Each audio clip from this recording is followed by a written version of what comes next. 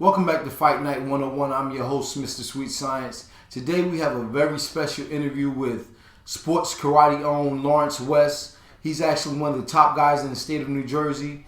And Mr. West will be giving us a candid interview on his ideas or his opinion on the state of sport karate. We're not even going to stall. We're going to get right into it. Again, we thank him for coming through. And thank you guys for watching. So we'd like to thank Mr. West for coming on the show today. We appreciate you taking time out your schedule to give us a little bit of your time and let us know what you think and how you feel about the state of sport karate. First question we'd like to ask you today is, what's your background and how did you derive or come to be a part of karate, and what got you involved in competing and putting you on the level that you are today?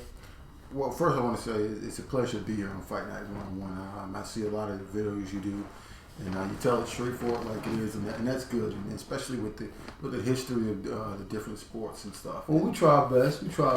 Yeah. And that's why we really reach out to champions, and that's why we reached out to you, being that you're the state champion in New Jersey, #1 guy in New Jersey. Been competing against guys in other states, but you've taken down the title in New Jersey. And, kudos to you on that issue. Thank you. So, I got my start. I started karate martial arts when I was 4 years old. I remember my older brother was doing it, and I just like mimicking the moves I guess he was doing. So, and that's pretty much how I got my start. Was he good? Well, he was better than I was at 4. Oh, okay. So that's how I got my start in karate, and from there it just grew, and kind of faded out as I got into the teenage years. It's not cool to do karate, right? In high school, it's not the coolest thing to do. You got your split? That's the question. Yeah, definitely. Right. And my answer is always no. I've never had my split. Right. I refuse to get it for that reason alone.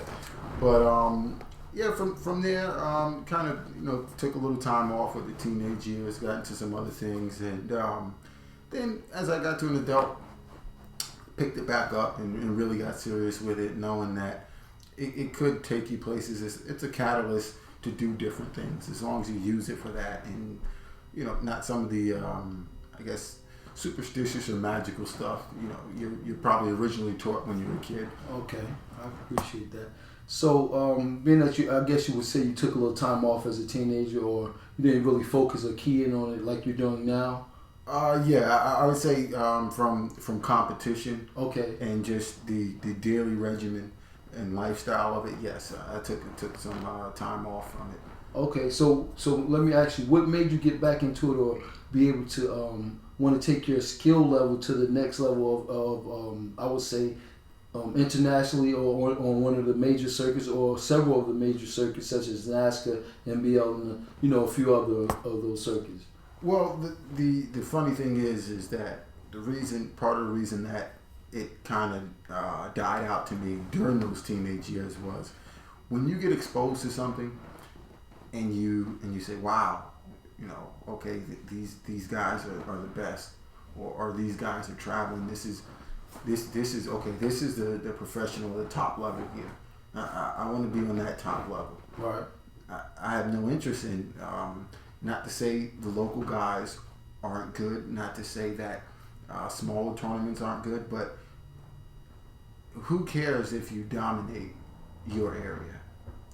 It's like if I can't play basketball, I'm not very good at basketball. I like defense, but I'm not very good at basketball. But I can probably beat your average 6th or 7th grader. Right. So what's the point in ruling over the 6th and 7th grade, and somebody who is considered my peer is that much better than me? So for me, it was a matter of striving for greatness, and then seeing that, I said, getting to that level, it's a challenge mentally, because you have to commit to something, and that's what it is for me. Is a mental challenge. It's not physical, because physically nobody can beat me physically, because mentally I'm already prepared.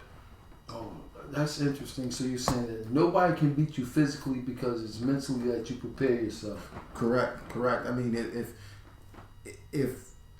especially in the sport of karate, is if you're subjected to someone else's opinion, right, to be exact, you're subjected to at least 3 to 5 people's opinion. So let's make this clear. When you say subjected to someone's opinion, you mean the judges? The judges and the referees. Okay, allowing them to judge, your skill set at that point. Right. Okay. They can't. And my whole thing is the reason I know a lot of people complain about judging and refereeing, and sometimes the integrity is in question. Right. I would say more times than it should be, but at the end of the day, what I'm putting out there, nobody in that room can judge.